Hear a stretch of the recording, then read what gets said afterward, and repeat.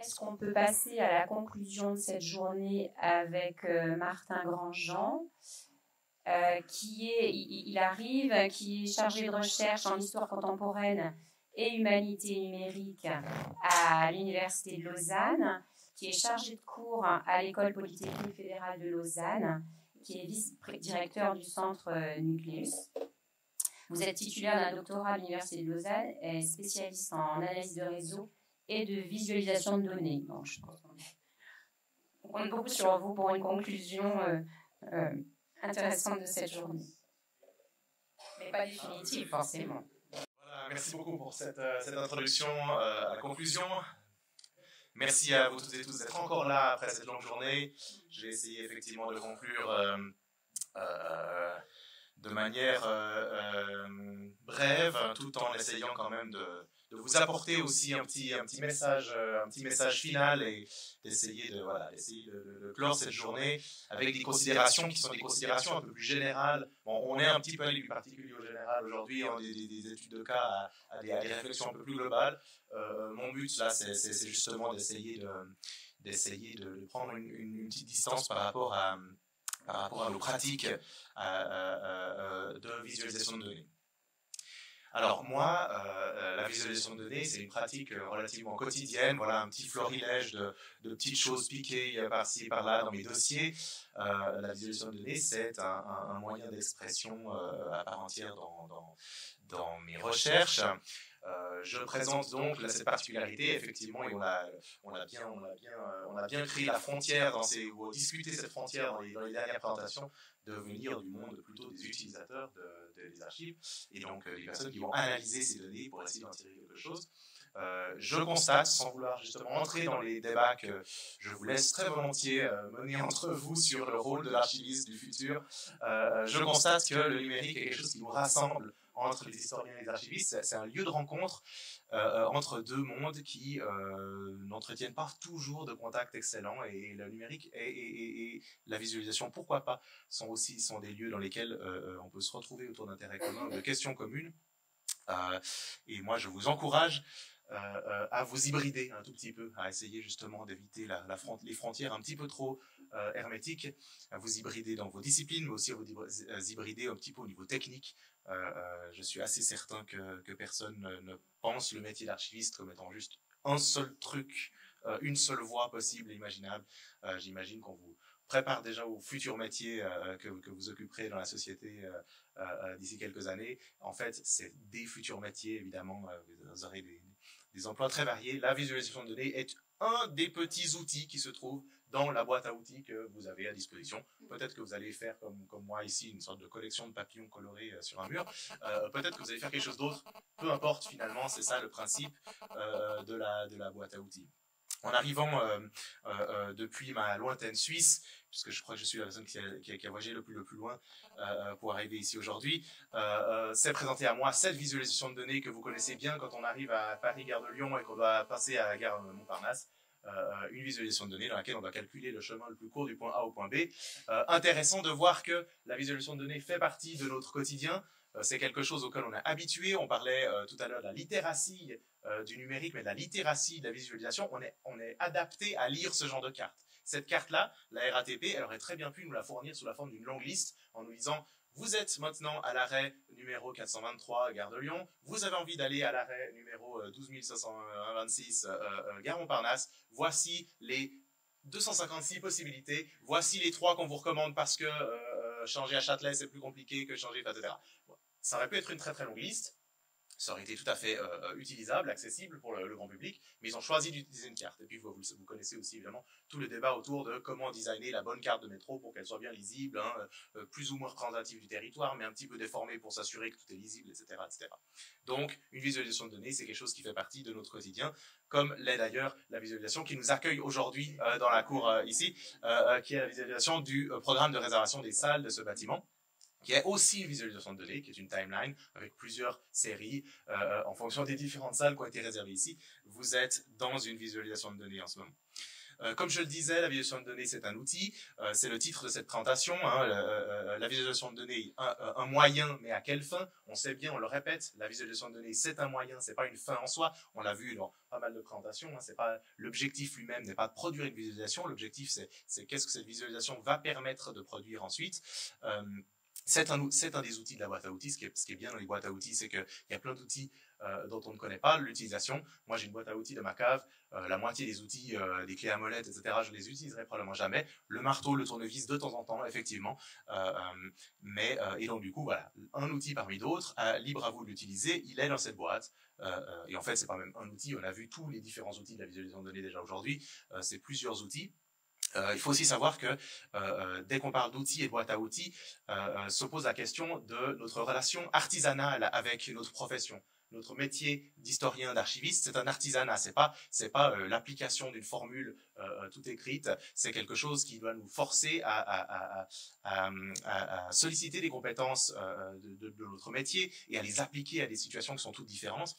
Il peut très bien se trouver que dans votre appartement, vous ayez envie de planter une vis sur le mur pour suspendre un tableau. Quel est le meilleur outil? Est-ce que c'est le tournevis? Est-ce que c'est le marteau?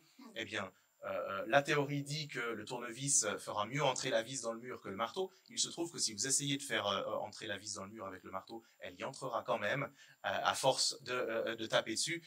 Voilà pour dire que au fond, on est toujours dans cette démarche d'appropriation d'outils qui ne sont pas nécessairement développés pour notre usage propre. Les outils de la data science, les outils de la visualisation de données de manière générale, ou de la statistique, hein, puisque on peut redescendre un tout petit peu au niveau de nos attentes. Hein. On n'est pas maintenant en train de se dire que la visualisation de données, c'est immédiatement l'intelligence artificielle, etc. Non, c'est des pures statistiques très anciennes. On fait des statistiques depuis des siècles.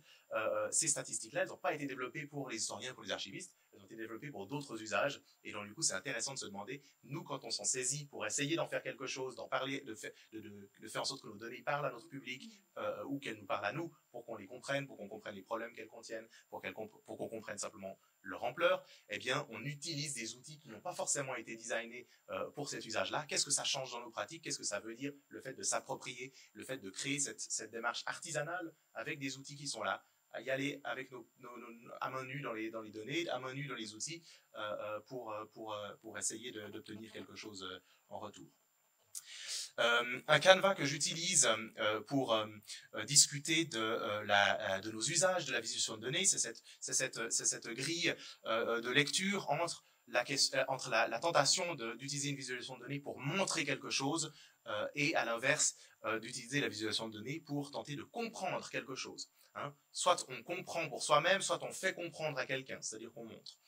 Et c'est là sur cette grille-là que je vais essayer d'analyser un petit peu des visualisations de données, quelques-unes qui nous ont été proposées aujourd'hui, quelques autres qui sont là un peu à titre d'exemple, pour susciter la réflexion autour de, mais en fait, quel est notre usage? Pourquoi est-ce qu'on fait de la visualisation de données? On s'est posé pas mal la question des publics, et évidemment que l'attention, c'est quand on commence à faire une visualisation de données, est-ce qu'on l'a fait pour ce public, effectivement? Est-ce qu'on l'a fait d'abord pour soi-même? Est-ce qu'on est en train purement de créer un objet qui va simplement servir de décoration? C'est un usage aussi, il est probablement hiérarchiquement un petit peu moins intéressant que les autres usages, mais l'illustration est une très très grosse partie de notre travail aussi. Créer un objet qui va servir à représenter simplement graphiquement une situation ou un sujet, ou à l'inverse, vraiment à l'extrême, tout à droite de cette gradation, des visualisations qui sont purement des objets de recherche, qui sont des choses qui ne vont même pas être montrées à notre public, qui sont uniquement là, qui vont être des énormes trucs très touffus, des points dans tous les sens, des traits dans tous les sens, qui sont là uniquement parce que vous, spécialistes de ces données-là, vous avez envie de les corriger, vous avez envie de savoir ce qu'elles contiennent, etc., etc. Vous n'allez pas les montrer en tant que telles. Et puis donc bien sûr, je vous ai montré la carte du métro, mais c'est pas la première carte qu'on fait pour essayer d'orienter les gens. Hein. Il y a des cartes qui datent de bien avant, des cartes dont on peut se demander si elles sont uniquement des illustrations. Hein. La plupart des peintures rupestres, on pense qu'elles ont un rôle un peu religieux, donc peut-être plutôt illustratif, souvent de démonstration, c'est-à-dire qu'elles sont là pour montrer une situation, pour rappeler une scène de chasse. Petit à petit, elles deviennent des cartes, c'est-à-dire qu'elles sont des objets qui deviennent petit à petit des interfaces, qui deviennent des lieux où l'individu, quand il regarde la visualisation, peut entrer en action en fait, hein, et du coup se dire ah oui, c'était bien derrière cette montagne-là qu'on a trouvé le troupeau lors de la dernière chasse, etc., etc. Je ne considère pas directement des œuvres rupestres comme des visualisations de données à part entière, mais c'est pour remonter un tout petit peu la timeline, justement, on a pas mal parlé de timeline aujourd'hui, de la visualisation de données, parce que il y a ce parti pris qu'on a pas mal entendu aujourd'hui, hein, qui parle du principe que la visualisation de données est quelque chose de nouveau, d'innovant, que c'est quelque chose qui va changer nos pratiques, etc., etc. La visualisation de données n'est pas du tout quelque chose de nouveau. Je veux dire, probablement, je ne suis pas encore allé visiter le château d'Angers, mais je me réjouis sur le conseil de mon collègue ici d'aller le visiter demain matin. Je suis assez certain que je vais y trouver des représentations graphiques d'informations qui datent bien d'avant toutes les visualisations qui ont été présentées aujourd'hui.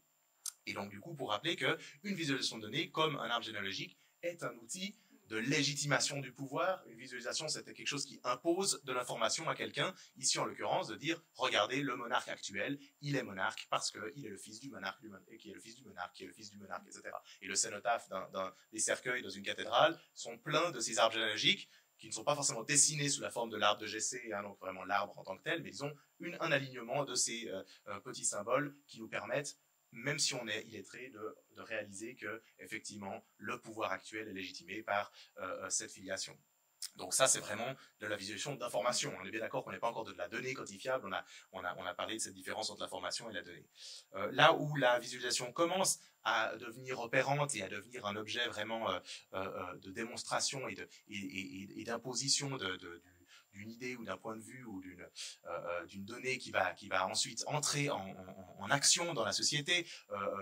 C'est vraiment le 19e siècle, hein, c'est l'avènement, l'âge d'or de la statistique, avec par exemple ces visualisations assez amusantes de Florence Nightingale, cette fameuse infirmière britannique, qui revient du front en Crimée, comme quoi c'est pas la première fois que la Crimée est au centre de combats sanglants, avec ces graphiques, avec ces statistiques sur les décès dans les hôpitaux de l'armée britannique en Crimée, et avec cet output principal de cette visualisation que la plus grosse partie du nombre de morts ne sont pas des soldats qui sont tombés au front ou suite à leurs blessures, mais qui sont morts d'épidémies dans les hôpitaux parce que l'hygiène y est déplorable. Et ces graphiques sont directement produits par cette infirmière, pas parce qu'elle veut comprendre ces données. On n'est pas du tout dans une démarche de compréhension de la donnée. Elle le sait très bien ce qui se passe. Et il suffit d'un tableau de données avec, regardez, il y a 12 mois ici qui sont présentés là. Enfin, je veux dire, 12 mois de données d'un hôpital de campagne, enfin, vous avez juste un tableau de 24 lignes, ça suffit très bien. Non, cette information-là, elle la visualise de cette façon parce qu'elle fait un rapport au Parlement britannique pour faire changer la façon dont on gère l'hygiène dans les hôpitaux de campagne. Et cette visualisation-là, elle a vraiment un rôle de transmission. Et on a vu tout à l'heure des visualisations qui ont un petit peu ce rôle-là, hein, quand on pense à ces dashboards du ministère de la Culture, etc., dans lesquels, ben oui, effectivement, il faut produire de l'information synthétisée pour les dirigeants, pour qu'ils comprennent le problème, là où eux ne peuvent pas se déplacer dans les hôpitaux de campagne et lire le rapport statistique. La visualisation de données, donc, c'est un moyen de démonstration. Mais c'est aussi un moyen de recherche. En même temps que Florence Nightingale produit ces roses, comme on les appelle aujourd'hui, elle appelait ça plutôt des crêtes de coq à l'époque. En même temps qu'elle produit ces visualisations, un de ses compatriotes à Londres produit ce genre de carte. Jon Snow, c'est pas le fameux personnage de série que vous connaissez tous, produit une carte des foyers atteints de choléra à Londres pendant une épidémie. Et ce faisant, cartographie également, comme si c'était des données téléchargeables en open data, le réseau des points d'eau à Londres. Et réalise qu'il y a une corrélation très très forte entre les foyers et les quartiers infectés de choléra et le fait qu'ils sont connectés, que leur réseau de puits sont connectés. Et donc du coup, première visualisation, si on veut, dans laquelle la visualisation devient un outil de recherche. Cette visualisation-là, peu importe qu'elle soit montrée à des gens, c'est pas ça qui est important. C'est que son utilisateur lui-même, il était capable, grâce à la visualisation, de faire la corrélation entre les points rouges et les points bleus, si on veut. Hein. Enfin, c'est-à-dire de voir cette corrélation graphiquement, quelque chose qu'il aurait été impossible de faire sans cette visualisation-là. Et donc, de pouvoir créer l'épidémiologie moderne en réalisant que, bah oui, en fait, c'est l'eau qui transmet le choléra. On ne savait pas à l'époque, hein, ça semble complètement fou, de se dire que, voilà, on a réalisé en fait qu'il y avait corrélation grâce à une visualisation de données. Bref, toute une évolution de nos pratiques visuelles et comment est-ce qu'elles s'articulent entre ce désir de montrer quelque chose qu'on connaît déjà, mais on va le montrer à quelqu'un, on va utiliser la visualisation pour lui faire comprendre, le synthétiser, ou à l'inverse, visualiser quelque chose qu'on ne comprend pas pour essayer de le comprendre. Et ça va évidemment se passer avec toute une sémiologie, la sémiologie de Bertin, etc., donc un développement d'une sémiologie, donc en fait d'un référentiel commun pour qu'on lise tous la même chose sur dans les mêmes types de cartes. Ce que je propose aujourd'hui, sur la suggestion de vos camarades qui m'ont invité, c'est justement d'utiliser cette sorte de typologie de la visualisation de données que j'ai proposé dans un article, vraiment un article de synthèse, un article très très simple, et je ne clame pas avoir inventé la roue en faisant ce genre de typologie, des différents types de visualisation et des différents types d'usages les plus fréquents qu'on leur associe. Et en particulier, avec cette gradation que vous avez de gauche à droite ici, qui est la même que celle que je présentais dans la petite grille tout à l'heure, entre illustration, démonstration, interface et recherche. Sans clamer non plus que chacun de ces styles de visualisation lui-même ne peut appartenir qu'à une seule de ces catégories. On va même voir justement qu'il y a une très très forte mobilité à l'intérieur de ces catégories, avec ici, on va peu la commenter aujourd'hui, c'est pas tout à fait le sujet, la typologie de type de source aussi, qui est la typologie verticale dans ce tableau à double entrée, dans laquelle vous avez en bas les visualisations d'informations, donc plutôt les infographies si on veut, ensuite les visualisations de données statistiques, et puis les visualisations de données mesurées, c'est-à-dire des visualisations qui sont produites par nos outils de mesure, qui vont se calquer en fait sur les visualisations. Quand vous regardez un électrocardiogramme à l'hôpital, ça fait des petites vagues comme ça, hein. C'est quelque chose qui n'est pas produit par un ordinateur pour produire des petites vagues, c'est simplement le résultat d'un input électrique, mais qui utilise les mêmes formes graphiques parce qu'elles sont plus compréhensibles pour nous qui les lisons. Si on s'intéresse aux visualisations statistiques très simples, on a des nuages de points, on a des lignes, on a des histogrammes, etc. C'est des choses très très classiques. On a vu un certain nombre d'exemples, par exemple dans le journal Archivore que j'ai feuilleté en arrivant. On a des courbes, on a des nuages de points. Alors le nuage de points, presque plus un usage d'illustration qu'un usage réellement de visualisation de démonstration. Les courbes sont clairement la catégorie reine de la visualisation de démonstration. Vous n'avez pas du tout besoin de dessiner cette courbe si vous êtes le créateur de cette courbe pour savoir ce qu'elle dit, pour savoir si elle monte ou si elle descend. Vous avez les 10 points qui sont ici. Dans votre jeu de données, vous regardez le plus haut, le plus bas, etc. Vous faites la moyenne, vous faites un calcul, peu importe, vous n'avez pas du tout besoin de la visualisation. Par contre, pour le lecteur de votre journal, si vous avez envie de faire passer cette information, la visualisation est une bonne idée. De la même façon, les frises chronologiques, les timelines, les frises en particulier dont les barres tiennent compte de la longueur de l'événement, en l'occurrence, c'est pas tout à fait le cas dans cet exemple de Julien Pomard de tout à l'heure, mais sont aussi un type de visualisation statistique qui, cette fois-ci, vont avoir un usage plutôt d'interface, c'est-à-dire un point d'entrée vers les données. Le but de l'interface, c'est que la visualisation, elle nous permette d'accéder à quelque chose d'autre, ce qui est aussi le cas de la visualisation lilloise qu'on nous a montré tout à l'heure, qui me permet de faire directement le lien avec une autre visualisation qui nous a été présentée, puisqu'en fait elle montre à peu près la même chose, mais sous une forme différente tout à l'heure aussi par Maria Chabarbé, d'une visualisation d'une arborescence de fonds d'archives. Moi, je recommanderais, à titre personnel, d'utiliser plutôt des sunbursts comme ça pour les archives lilloises, mais c'est vraiment juste une question de goût personnel. Il y a des très très bonnes librairies JavaScript maintenant qui permettent de faire des choses qui sautent pas dans tous les sens comme ça et qui demandent beaucoup, qui demandent quelques heures d'auto-formation et pas forcément des gros mandats d'exécutants tiers, etc. Voilà des exemples justement de ces visualisations qui servent à la démonstration, un petit peu à l'interface, puisqu'on peut aller cliquer, puis les voir plus loin, et puis puis ensuite aller cliquer sur le lien vers le fond d'archives. On a bien vu qu'il y a une frustration avec ce juste lien qui permet de sauter ailleurs. Une vraie visualisation d'interface aurait toute la base de données intégrée derrière, mais c'est pas forcément le genre de choses qu'on peut faire à l'échelle d'un département. C'est le genre de choses qu'on peut faire quand on est Google, et puis qu'on a numérisé des millions de livres, et puis qu'on se dit, tiens, si on leur faisait une petite interface pour analyser les n-grammes, donc les occurrences de mots-clés dans dans cette base de données.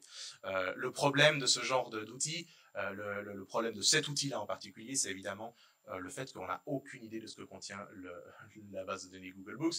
Donc évidemment, on n'a aucune idée de est-ce que Frankenstein est surreprésenté ici simplement parce que les livres qui sont inclus dans la base de données sont plutôt du roman britannique, etc., etc. Sans parler des usages qui sont faits de ces n-grammes. En parle l'équipe de Google elle-même, un article publié dans Science il y a un peu plus d'une dizaine d'années, dans laquelle on nous dit voilà, nous faisons l'analyse quantitative de la culture hein, simplement, en utilisant des millions de livres numérisés. On ne dit pas lesquels non plus, en fait on ne sait pas lesquels, et personne ne le sait, enfin eux-mêmes ne le savent pas non plus, il y a tellement de bibliothèques qui ont participé à ce programme-là. Et puis qu'est-ce qu'on en fait? On a numérisé des millions de livres, eh bien on va analyser les occurrences de steak, saucisses, crème glacée, hamburger, pizza, pâtes et sushi. Il y a 2-3 autres exemples dans leur papier, hein, mais c'est juste pour dire, voilà, si la visualisation sur un jeu de données pareillement intéressant et immense, si la visualisation c'est Frankenstein versus Einstein ou saucisse et hamburger, voilà, est-ce que ça vaut vraiment la peine? Question ouverte. Il y a d'autres interfaces qui proposent la visualisation comme aide à la recherche, justement, au contraire. Le projet Impresso que je vous présente ici, c'est un projet sur lequel je travaille maintenant, un projet collectif sur lequel la visualisation prend une toute petite place dans l'interface. Mais c'est vraiment juste une petite trendline qui permet de savoir où on est quand on fait une recherche. Là, j'ai cherché Albert Einstein, justement, parce que c'était l'exemple des visualisations précédentes.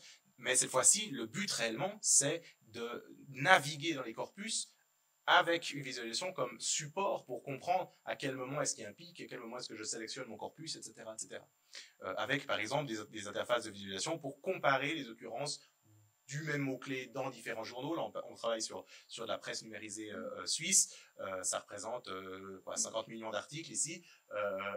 Donc, voilà, naviguer dans 50 millions d'articles avec des trendlines, justement, pour aider à la navigation dans un corpus qui est quand même relativement important.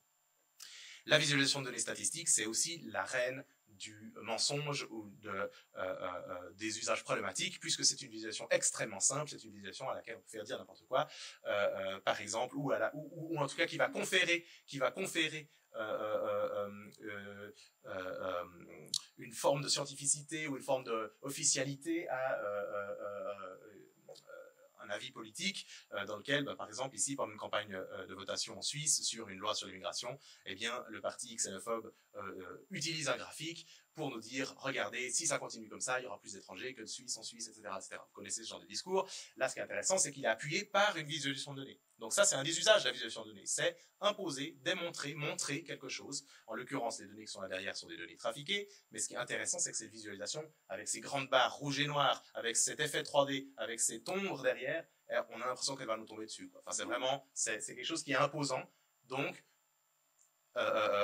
d'où la remarque, faisons attention à notre usage, et même ne serait-ce que des codes graphiques qu'on utilise, parce que ces codes graphiques-là vont avoir un impact sur la façon dont on va lire la visualisation. Parce que justement, on partage cette littératie des objets visuels. Le visuel est notre moyen de comprendre le monde, hein, que ce soit la carte de métro, que ce soit simplement regarder par la fenêtre. Donc en fait, ça, pour nous, ça fait écho à pas mal de choses qu'on voit dans le monde, ça fait écho à des bâtiments, ça fait écho à quelque chose d'imposant, etc., etc. Donc ça fait partie des travers de ce genre de visualisation. Évidemment que les visualisations statistiques ne sont pas forcément des choses ultra simples et simplistes comme ça. Ça, c'est une visualisation que je produis dans le cadre de certaines de mes recherches. C'est quelque chose que je vous donne pas à voir là maintenant pour vous dire allez-y, regardez et comprenez de quoi il s'agit. Hein. Une matrice comme ça, c'est un objet de recherche, c'est un objet de synthèse d'un très gros jeu de données. Mais c'est quelque chose sur lequel uniquement moi, le chercheur qui a produit cette visualisation, va être intéressé à aller creuser pour savoir ce qu'il en est. On n'est pas du tout dans quelque chose qui est là pour être commenté avec le grand public. Et ce qui est intéressant, c'est que des fois, on produit des choses à destination du grand public, mais que ces choses-là ne sont pas lisibles par le grand public. Une visualisation comme celle-ci, qui est une illustration du trading haute fréquence, donc en fait, qu'est-ce qui se passe dans la bourse du Nasdaq pendant 60 secondes, hein, c'est ça qu'elle représente. Et puis sur l'axe vertical, vous avez la valeur des actions, puis la taille de chaque point, c'est le nombre d'actions qui sont vendues à chaque moment, vendues et achetées à chaque microseconde. Qu'est-ce que montre cette visualisation? Qu'il se passe beaucoup de choses en 60 secondes au Nasdaq. Voilà, c'est tout ce qu'elle montre. Hein. Elle montre c'est compliqué.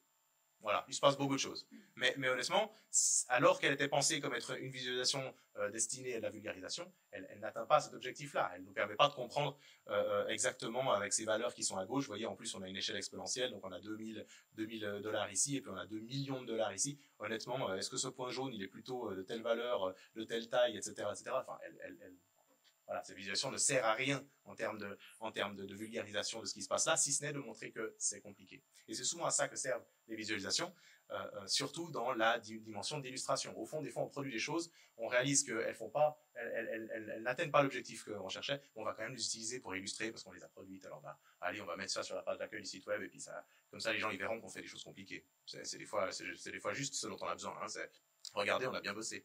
Vous comprenez pas, mais non, c'est normal, ne cherchez pas à comprendre. On a beaucoup travaillé, on a payé très cher quelqu'un. Voilà. Ça, c'est pour le genre de visualisation purement statistique. On a le champ génial de la cartographie. On a vu les cartes toute la journée. La cartographie, ça peut être évidemment de la cartographie naturelle, mais aussi la cartographie humaine, évidemment, des cartes de flux, etc. La cartographie, c'est vraiment le genre par excellence de la représentation de données historiques. C'est le genre en particulier de la représentation qui va créer les frontières. Hein. Le cadastre lui-même, c'est quelque chose qui a une réalité hors de la carte elle-même. Vous savez bien que la carte n'est pas le territoire, mais alors quand on parle de cadastre, allez discuter avec votre voisin pour savoir si votre poteau de clôture est plus à 1 mètre à gauche du marqueur sur la carte ou pas. Enfin, je veux dire, la cartographie est un genre de visualisation qui a un effet dans le monde réel. Ici, cette carte de l'Empire britannique dans les années 30, elle n'est pas particulièrement politiquement chargée, mais elle a été faite dans les années 30 par un statisticien allemand. C'est pas pour rien, c'est pour montrer que l'Empire britannique est beaucoup trop gourmand, etc., dans un pays qui souffre de justement cette mainmise de l'Empire colonial britannique sur les relations commerciales dans le monde.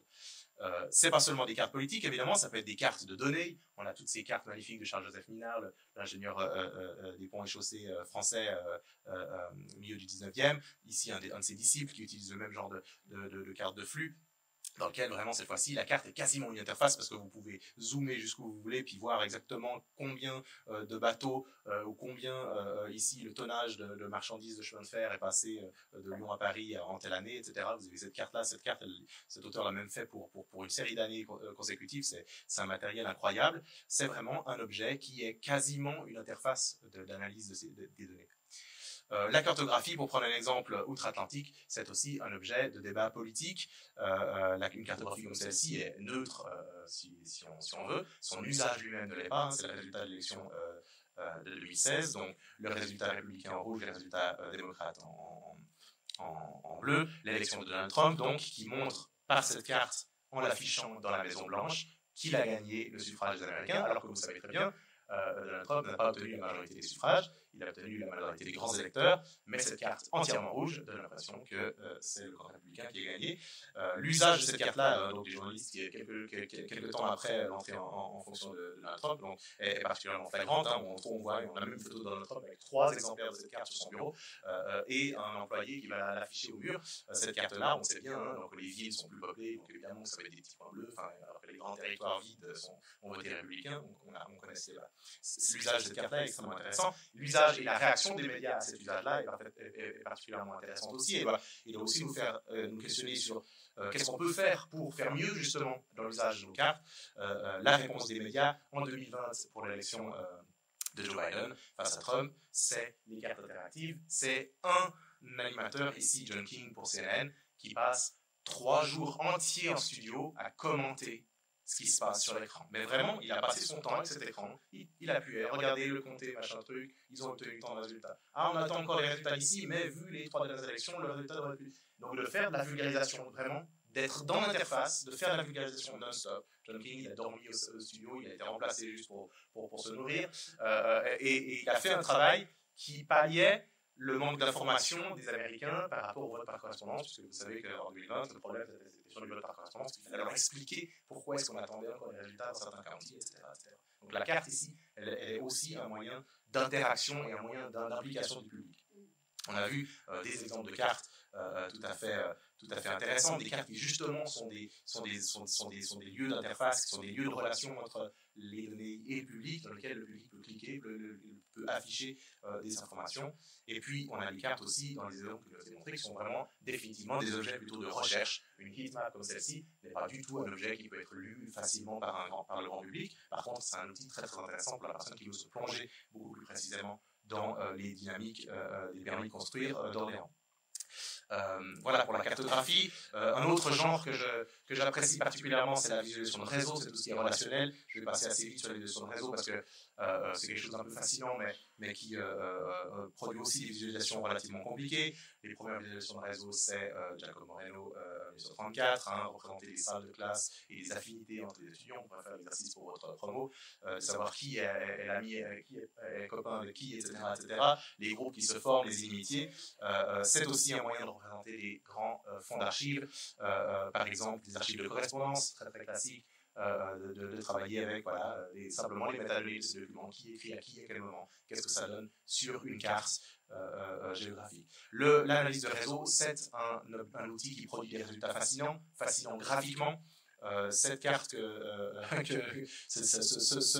graphe de réseau que j'ai produit il y a quelques années, me permet d'illustrer justement la tension entre ces différents types d'usages. En l'occurrence, cette sorte de grande galaxie, c'est 10 ans de financement de la recherche scientifique en Suisse, donc grosso modo tous les projets ANR, si vous voulez, l'équivalent de tous nos projets ANR pendant 10 ans. Un point est une personne, 2 points sont connectés s'ils participent au même projet. Ce graphe-là, le but, c'est de l'analyser avec des sociologues, des anthropologues, pour savoir quelles sont les affinités, qui collabore avec qui, quelles sont les disciplines, qui collaborent avec qui, etc. On a mené ce projet. Le Fonds national pour la recherche scientifique a vu ce graphique-là, il s'est dit mais c'est incroyable, c'est nous qui finançons tout ça. Donc du coup, qu'est-ce qu'ils en ont fait? Ils en ont fait un outil de démonstration. C'est-à-dire ils se sont dit super, on va le publier, on va l'utiliser partout pour montrer, regardez, c'est ça qu'on finance, regardez la recherche. Wow, c'est incroyable, les gens ils se connectent grâce au financement qu'on émet.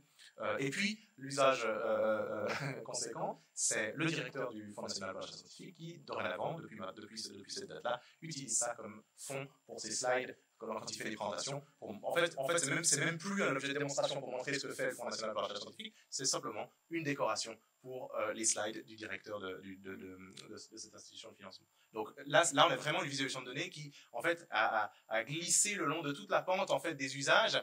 C'était une visualisation de recherche pour tenter de comprendre quelque chose. À aucun moment, en produisant ce graphique-là, on se dit oui, il y a le grand public qui va regarder ça, qui va comprendre. Non, c'est pour nous, c'est pour comprendre les structures des collaborations scientifiques et ça glisse jusqu'à un usage de démonstration ou de monstration, vraiment. Regardez, on montre ce qu'on produit, on montre ce qu'on finance pour devenir ensuite simplement une illustration pour un joli site web. Les réseaux, ça peut être beaucoup plus que ça peut être des outils d'interface aussi, des outils dans lesquels on va chercher dans les archives, on va cliquer sur dans le fond d'archives sur Konrad Adenauer et puis Charles de Gaulle ici. Paf, si on clique sur la relation de Konrad Adenauer et Charles de Gaulle, apparaissent tous les documents dans lesquels ces deux personnes sont identifiées, etc., etc. Des moyens de naviguer dans des grands corpus. Ça, c'est un exemple. Un autre exemple, justement, de réseaux utilisés comme interface dans les documents de ePeriodica, qui est en fait la plateforme de revue suisse, de revue numérisée en Suisse, dans lequel vous avez aussi les entités nommées qui ont été détectées, et on peut naviguer dans le réseau de ces entités pour essayer de comprendre qui est mentionné dans quel article, avec qui, etc., etc. Tout ça pose la question de la traduction du langage de la visualisation, et c'est ma conclusion, la traduction de ce langage vers le langage des sciences historiques, de l'archive, etc. Dans un schéma traditionnel, et là je me rends très très bien compte que je résume très rapidement le processus d'extraction d'informations historiques dans les documents qui nous intéressent, on a une étape d'extraction dont on tire de l'information pour en tirer ensuite de la connaissance historique. C'est à peu près le triangle qu'on a vu tout à l'heure entre la donnée de base, l'information, la connaissance, et puis dans le schéma tout à l'heure, le dernier triangle c'était wisdom, c'était la sagesse. Alors, moi je ne vais pas jusqu'à montrer le processus jusqu'à la création de la sagesse, mais disons grosso modo, on extrait de l'information, on l'interprète, ça devient de la connaissance. Le problème de la modélisation de données et de sa visualisation, c'est que ça introduit des phases de traduction. Quand on transforme ce qu'il y a dans nos documents historiques, nos archives, etc., en données, ce processus de modélisation est un processus qui va changer fondamentalement le matériau sur lequel on travaille. On va l'analyser, on va le visualiser. La visualisation elle-même va devoir être traduite dans le langage de nos disciplines, dans le langage de l'archive, dans le langage de l'histoire. Parce que cette visualisation-là encore une fois, elle a été produite avec des outils particuliers qui ne sont pas nos outils traditionnels. Elle est produite sur la base de données qui ont été transformées, donc on va devoir tenir compte de ces transformations pour son interprétation, etc. Et ensuite, on interprète, on en tire l'information. Cette information-là, pour pouvoir la transmettre à nos collègues archivistes, historiens, etc., on doit ensuite la leur expliquer. Donc, troisième étape dans laquelle il y a un problème de langage, dans lequel on va devoir leur dire, oui, cette norme graphique que vous voyez ici, eh bien maintenant, je vais devoir vous expliquer non seulement comment j'ai extrait les données, en quoi ça a du sens de les extraire de cette façon-là, en quoi est-ce que ça biaise le résultat potentiel, mais aussi, qu'est-ce que vous voyez là? Qu'est-ce que mes indicateurs, qu'est-ce que mes calculs vous donnent? Et ensuite, comment ça peut être interprété en retour comme une information historique sur, ah oui, les professeurs de physique collaborent plus ensemble que les professeurs d'économie, etc., etc. Donc, tout ce trajet de l'interprétation, ce trajet de traduction, il est important, et il nous rappelle notre responsabilité de personnes qui produisent de la visualisation de données. Hein, notre pouvoir justement, c'est évidemment celui de réussir à exprimer beaucoup de données en très peu d'éléments colorés sur un tableau. Mais notre responsabilité liée à ce pouvoir, puisque comme vous le savez, le grand pouvoir vient avec un grand pouvoir demande de grandes responsabilités, crée de grandes responsabilités. Eh bien, c'est que on doit être conséquent par rapport à ce qu'on fait dans ce processus. Puisque, en fait, le producteur d'une visualisation, même si vous êtes en train de produire un truc interactif, même si en cliquant sur les points, on arrive à retourner sur vos archives, etc., eh bien, l'acte de produire cette visualisation crée un rideau entre vous, entre la donnée, entre l'archive et le lecteur. Et donc, en tant que personne qui produit ce rideau, même si on sait très bien qu'on le produit pour des très très bonnes raisons et qu'on va aider le lecteur à comprendre ce qu'il y a dans ses archives, eh bien en fait, on a la responsabilité de faire en sorte que on le fasse bien, on le fasse rigoureusement, on respecte certaines règles pour que on soit pas en train de produire un truc, un brûlot politique ou au contraire un machin hyper technocratique qui en fait voilà est en fait juste une sorte de voilà de rideau encore une fois justement entre le lecteur et l'information, l'archive, la donnée. Si ça se traduit dans nos 4 dimensions de la visualisation, dans nos 4 usages de la visualisation en termes d'illustration, si on est en train de faire une visualisation qui est là juste pour faire joli, eh bien, faisons si possible en sorte que ce soit au moins une visualisation qui a été produite dans le cadre de nos services, dans le cadre de notre département, et pas juste un machin piqué sur Internet pour dire « Regardez, on fait des trucs compliqués hein, ». Au moins que ça vienne de chez vous, ça pourrait être peut-être le minimum, disons, quand on fait de l'illustration. Si on utilise une visualisation pour de la démonstration, alors compensons la synthèse par vraiment des choix très rigoureux dans qu'est-ce qu'on visualise, comment est-ce qu'on le visualise, comment est-ce qu'on référence justement les données qui sont derrière, comment est-ce qu'on permet aux gens de détricoter cette sorte d'écran de fumée qu'on crée devant eux. Si c'est une interface, alors qu'elle soit réellement une interface, hein, pas un objet technologique qui donne l'impression qu'on peut faire des trucs alors qu'en fait c'est juste une carte avec des couleurs puis que quand on clique en fait il faut ensuite suivre 3 liens pour retourner sur la donnée, etc. Non, si c'est une interface, alors que l'interface elle-même ne fasse pas de l'ombre à l'archive. Et puis, si c'est une visualisation de recherche, une visualisation d'exploration à proprement parler, alors remettons-la dans son contexte, rendons bien clair le fait qu'elle n'est pas là pour être lue par n'importe qui, ne pas la prendre pour un truc qui peut être lu par n'importe qui. Non, on doit bien être conscient du fait que c'est quelque chose qui n'est pas à destination d'un public averti forcément, et que donc du coup on doit l'entourer de tout un bagage d'explications. Voilà, merci beaucoup pour votre attention. Merci à vous.